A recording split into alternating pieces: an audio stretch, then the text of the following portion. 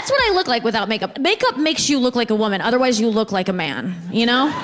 It's true, I'll prove it. If I asked you to draw a smiley face, and I was like, now make it a girl, you wouldn't just like scribble like a pussy underneath. Like, who even knows how to draw that? You wouldn't make it like holding less money. You would just draw eyelashes on it. You'd put makeup on it.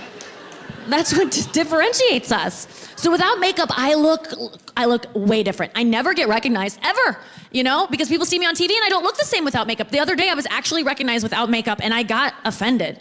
I did. He asked for my autograph. I was like, fuck you. You think Nikki Glaser looks like this? And he was like, oh no, sorry, I thought you were Dog the Bounty Hunter. And I go, oh wait, well, come back here, son. I'll sign that hubcap for you. You get on back here. I don't want to disappoint a Dog the Bounty Hunter fan.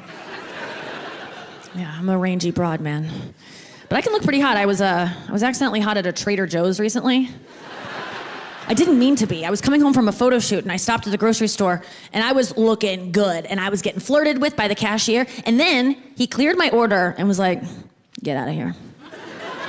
And I was like, what? He was like, it's on the house. And I was like, is your dad Joe? Like, can you authorize this? We're living in a fascinating time. We're living in a time where women have money, okay? Do you realize how new that is, right? That's like 30 years old or something, and there's no blueprint for how to operate, and I think it's really messing up the power dynamic. Like, the fact that I can pay my own bills, that's such a big deal for me. I thought that making money was gonna solve all my problems, especially my relationship problems, because when I was in my 20s, I had to date guys that had money because I didn't have any. But now that I make my own money, I felt like it opened up this whole new pool of broke guys that I couldn't date before, so I've been doing that. They're much nicer. And the last guy I dated, I paid for everything. I paid for trips, I paid for dinners, and now that I've sort of been the man in the relationship, now that I've been in your shoes, I now understand why you guys hate us. It's because we owe you so much fucking money. But it's hard to not be conventionally hot. It just is. It's a harder life, and that's why it makes sense to try to stay hot. It's not a vapid pursuit. You know, if you're not conventionally hot, you got to work harder. I mean, look at short men. You know, if you can find them, the closest one may be in front of you. I have a short boyfriend, so I know. You know, I had to go short because I wanted a hot guy. I wanted a good face. So if you want a good face, you got to take some hits. You know, it's my secret. If you want a 10 in the face, you gotta go 5'7" in the height. That's just the way it goes. I could never get my boyfriend's face on a taller model. There's no way. There's no way. But I got him on discount. He was marked down, you know, he's a defect. I met at TJ Maxx. He's really good looking. Sometimes I post a picture of us and girls are like, good job, girl. How'd you get that? And I'm like, if you zoomed out, you'd see he's sitting on my lap. So this is a tiny man. I had to go digging in the bargain bin for this one. Went deep.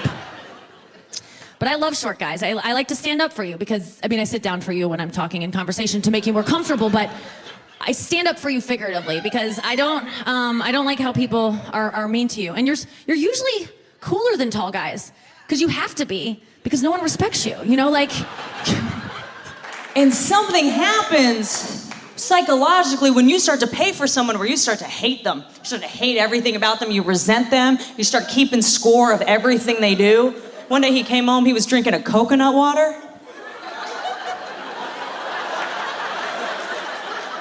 It's like, coconut water? What are you, the queen of fucking England? How about you drink out of the tap like a goddamn man? How about that? And then they nag you. They always need something from you. You know, he'd be like, do you want to go to dinner? I'm like, you just ate yesterday. Do you have a tapeworm? What's the problem? I feel like I now understand why you guys are always so disappointed in us, too, because something happens when you start paying for someone where you start to get these high expectations for their behavior. Like, as soon as I started paying for him, I started expecting him to, like, do chores out of nowhere. Like, one night we went to dinner, I spent $200 on dinner. The next morning I woke up, I was like, this is weird. It's 8 a.m. and I don't smell eggs. Yeah, chop chop, bitch. Mommy's hungry.